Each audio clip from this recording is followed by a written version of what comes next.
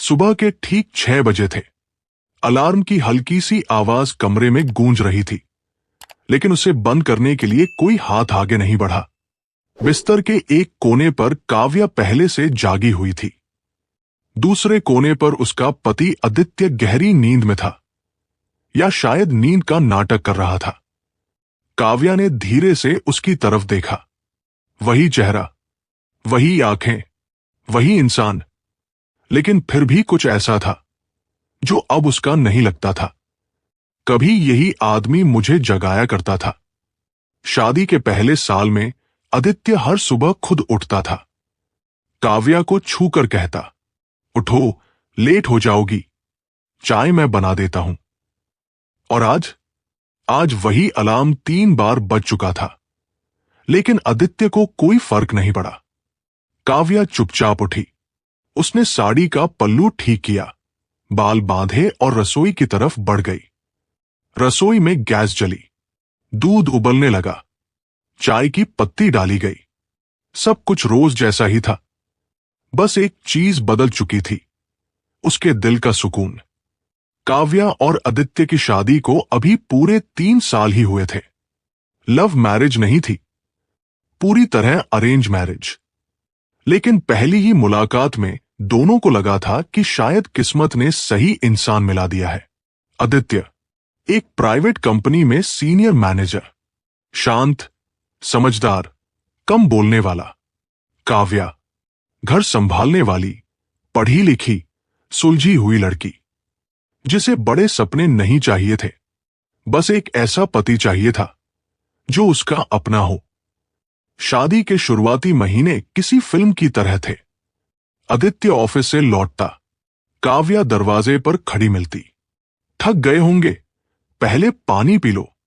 वो मुस्कुराता, उसके माथे पर हाथ रख देता। रात को बातें होती, भविष्य के सपने बनते। हम अपना घर लेंगे, एक बच्चा होगा, हर साल कहीं घूमने चलेंगे। काव्या ने दिल से मान लिया था, यही है उसका संसार। पर बदलाव कभी अचानक नहीं आता, वो दबे पाव आता है। इतनी चुपचाप कि जब तक समझ में आता है तब तक बहुत देर हो चुकी होती है। पहला बदलाव, आदित्य का चुप हो जाना। वो पहले जितना बात नहीं करता था। ऑफिस में काम ज्यादा है कहकर फोन देखता रहता। दूसरा बदलाव, आदित्य का देर से आना। पहले 7 बजे तक घर, फिर 8, फिर 9, फिर कभी कभी 11। काव्या इंतजार करती, खाना ठंडा हो जाता, पर वो शिकायत नहीं करती। तीसरा बदलाव, उसकी आंखों में थकान नहीं, दूरी आना। काव्या बात करना चाहती, पर आदित्य हर बार कहता, अभी मूड नहीं है। और धीरे धीरे काव्या ने बोलना कम कर दिया। चाय तैयार थी, टिफिन भी। काव्या ने आवाज लगाई, आदित्य, चाय रख दी है। कोई जवाब नहीं। वो कमरे में गई, धीरे से पर्दा हटाया। आदित्य उठ चुका था, मोबाइल कान से लगाए खड़ा था। उसकी आवाज धीमी थी, लेकिन चेहरे के हाव भाव साफ थे। वो किसी से बहुत ध्यान से बात कर रहा था। काव्या वहीं रुक गई। हां, मैं देख लूंगा, तुम परेशान मत हो, आज देर हो सकती है। Call cut. आदित्य मुड़ा, काव्या को खड़ा देखकर एक पल के लिए चौंका। कब से खड़ी हो? उसने सामान्य सी आवाज में पूछा। अभी अभी आई। काव्या ने झूठ कहा, क्योंकि उसे डर था। अगर उसने सच कहा तो शायद एक और दीवार खड़ी हो जाएगी। दोनों आमने सामने बैठे थे। काव्या देख रही थी, आदित्य मोबाइल चला रहा था। आज भी देर हो जाएगी? काव्या ने धीरे से पूछा। आदित्य ने बिना नजर उठाए कहा, हां, बस इतना ही। कोई वजह नहीं, कोई सफाई नहीं। काव्या का गला भर आया। वो कहना चाहती थी, मैं तुम्हारी पत्नी हूं, कोई अजनबी नहीं, लेकिन शब्द गले में ही अटक गए। काव्या को डर था, न मार का, न तानों का, बल्कि इस बात का कि उसका पति उससे दूर होता जा रहा है। वो खुद से सवाल करती, क्या मुझ में कोई कमी है? क्या मैं अब उसे अच्छी नहीं लगती? या फिर उसकी जिंदगी में कोई और है? ये सवाल उसे रात रात भर सोने नहीं देते। पर वो किसी से कुछ नहीं कहती। मां बाप को परेशान नहीं करना चाहती थी, समाज से डरती थी, और सबसे ज्यादा आदित्य को खो देने से। उस दिन दोपहर में काव्या कपड़े सुखा रही थी। तभी आदित्य का फोन टेबल पर बजा। स्क्रीन पर नाम चमका, नेहा, ऑफिस। काव्या का हाथ वहीं रुक गया। दिल ने एक अजीब सा झटका खाया। वो कॉल नहीं उठाती, बस देखती रहती है। फोन कट गया। कुछ सेकंड बाद मैसेज आया, मीटिंग कंफर्म है, आज देर होगी। काव्या ने फोन रख दिया। उसका मन कह रहा था कुछ तो गलत है, लेकिन दिमाग समझा रहा था शायद ज्यादा सोच रही हो। रात के 10 बज गए। आदित्य नहीं आया। काव्या खिड़की के पास खड़ी थी। बाहर सड़क की लाइटें जल रही थी। हर गुजरती बाइक पर उसे लगता, शायद आदित्य आया। हर मिनट उम्मीद, हर मिनट निराशा। आखिरकार 11 बजे दरवाजा खुला। आदित्य अंदर आया, थका हुआ, चुप। खाना गरम कर दूं? काव्या ने पूछा। नहीं, खा लिया, आदित्य ने छोटा सा जवाब दिया। काव्या ने उसकी आंखों में देखा। वहां थकान थी, पर वो थकान उसकी वजह से नहीं लग रही थी। काव्या खुद को रोक नहीं पाई। आदित्य, तुम मुझसे कुछ छुपा तो नहीं रहे? कमरे में सन्नाटा छा गया। आदित्य ने पहली बार उसकी तरफ तेज नजर से देखा। ये कैसा सवाल है? उसकी आवाज सख्त थी।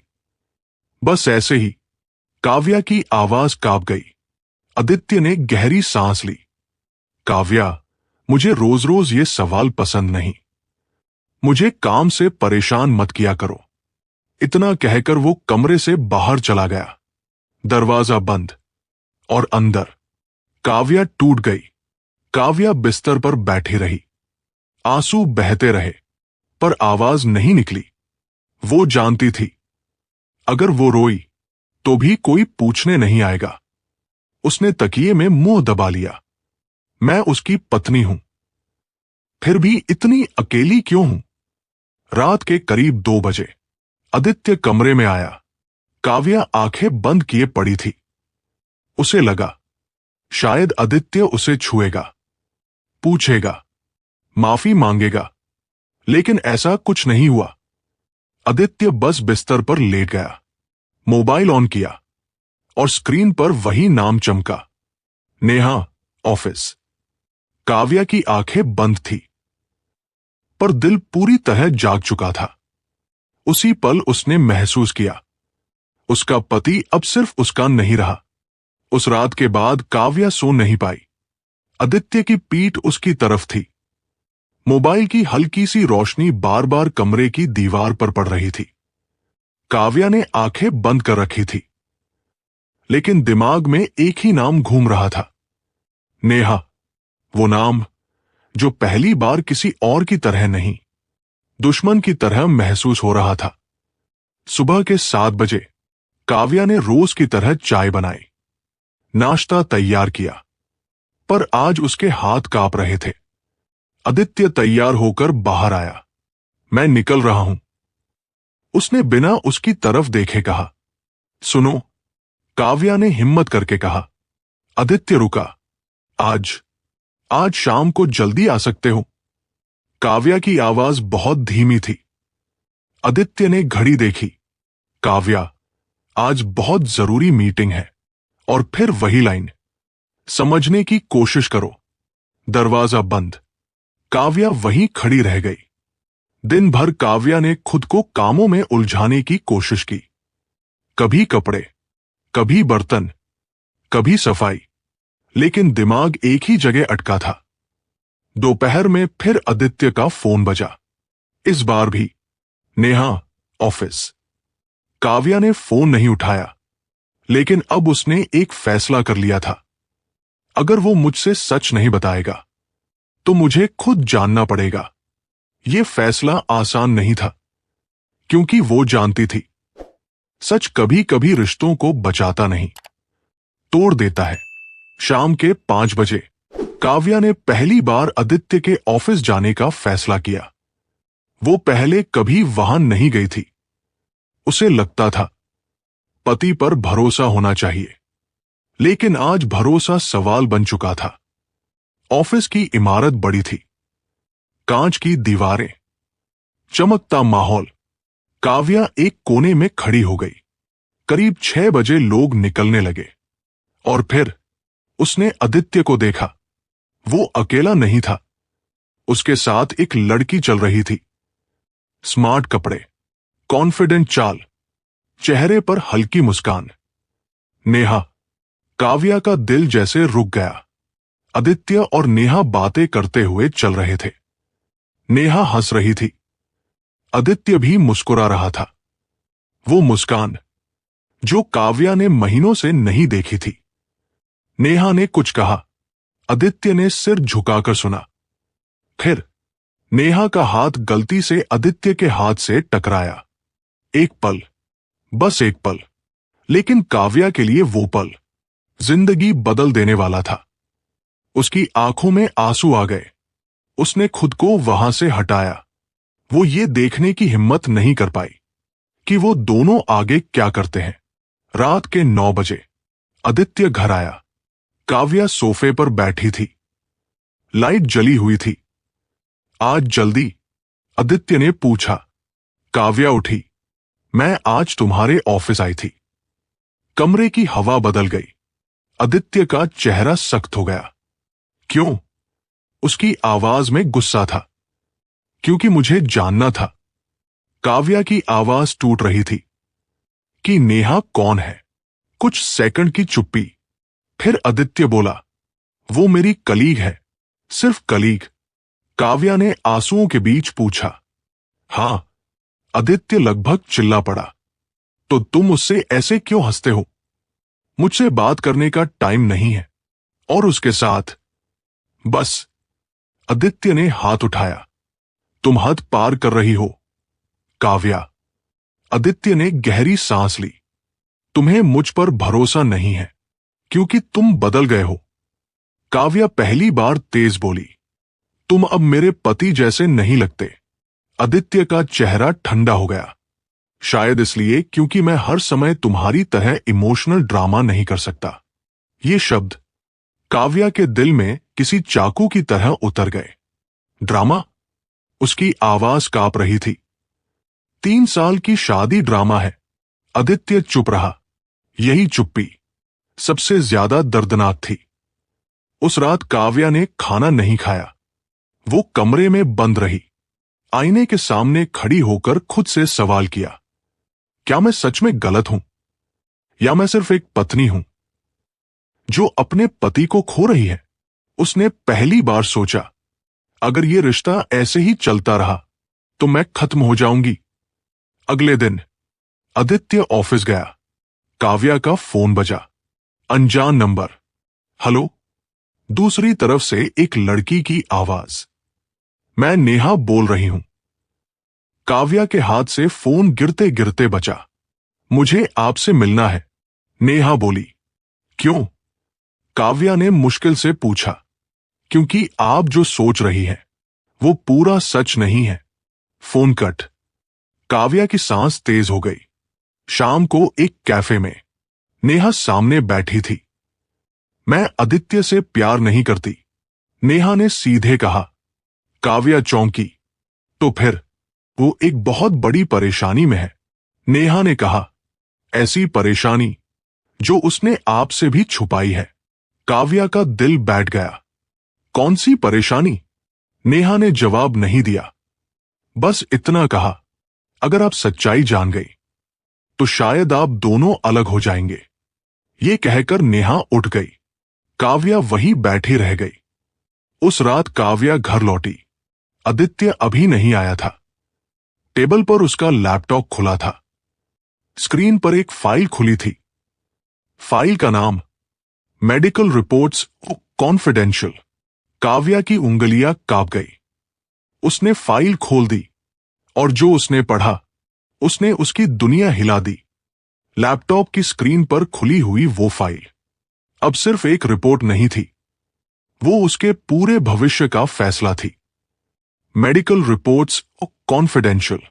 उसकी आंखें शब्दों पर दौड़ रही थी, लेकिन दिमाग उन्हें स्वीकार नहीं कर पा रहा था। Patient Aditya Verma. Diagnosis early stage chronic kidney failure. Immediate lifestyle changes required. Possible transplant in future. Kavya की सांस अटक गई। उसने रिपोर्ट दोबारा पढ़ी, फिर तीसरी बार। नहीं, यह मजाक नहीं था। उसका पति बीमार था, बहुत बीमार। काव्या कुर्सी पर बैठ गई। उसके दिमाग में बीते महीनों की सारी बातें एक एक करके जुड़ने लगी। देर से आना, चुप्पी, चिड़चिड़ापन, दूरी और नेहा। वो मेरी जिंदगी में कोई और नहीं, वो मेरी मजबूरी थी। नेहा के शब्द अब साफ समझ में आ रहे थे।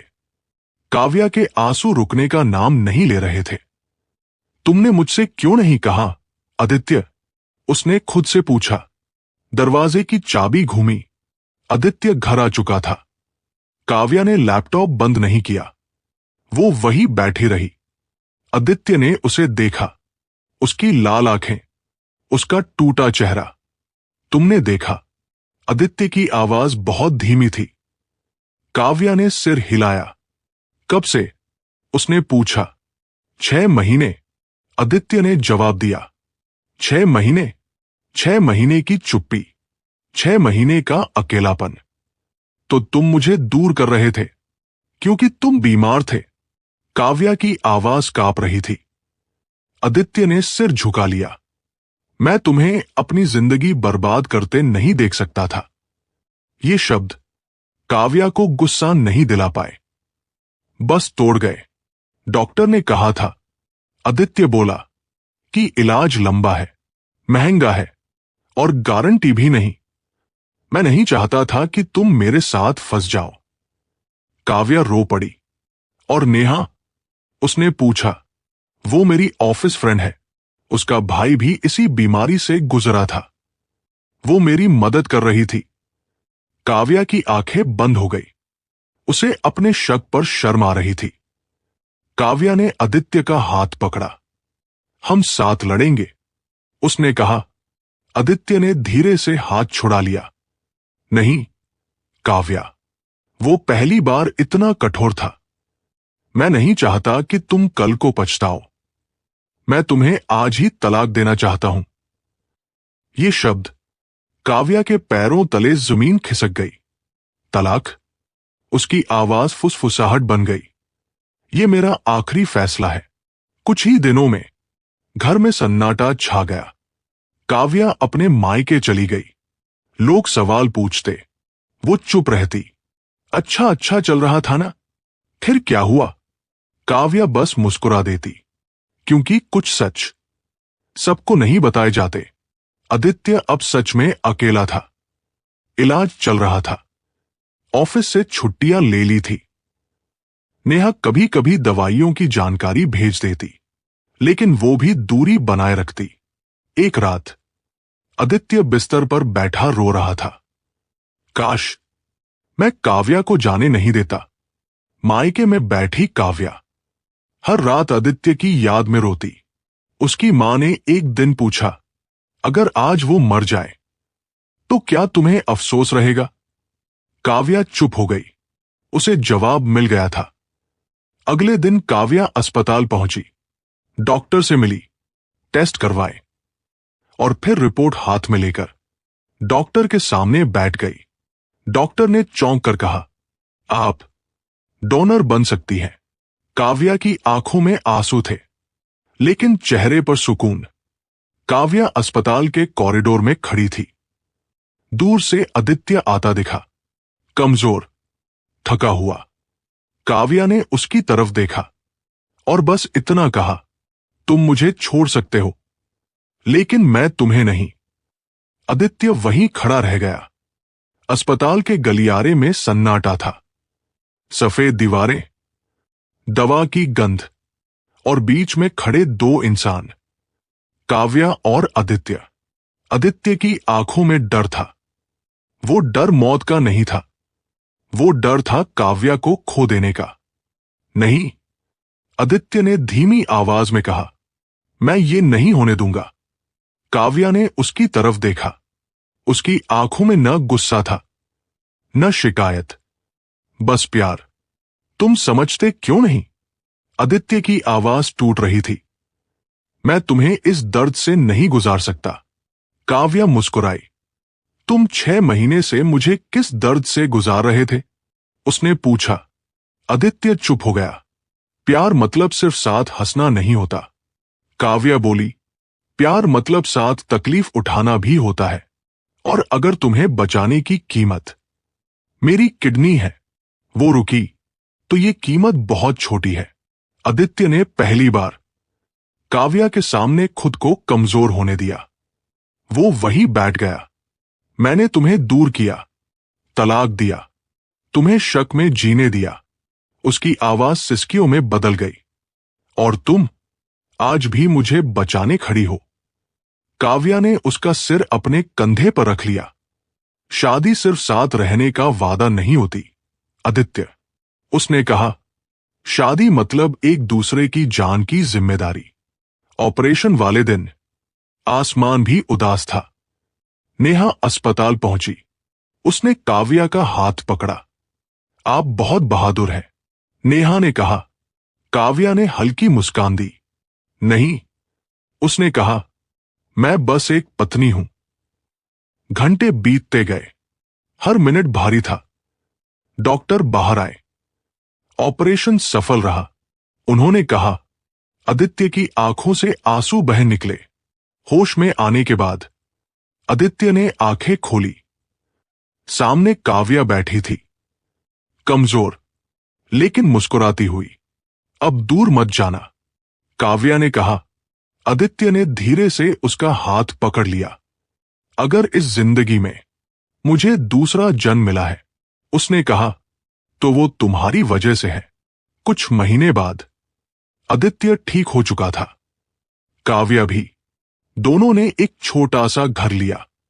महंगा नहीं, पर खुशियों से भरा। सुबह की चाय फिर साथ में होने लगी। रात की बातें फिर लौट आई। लेकिन अब कोई चुप्पी नहीं थी, कोई शक नहीं था।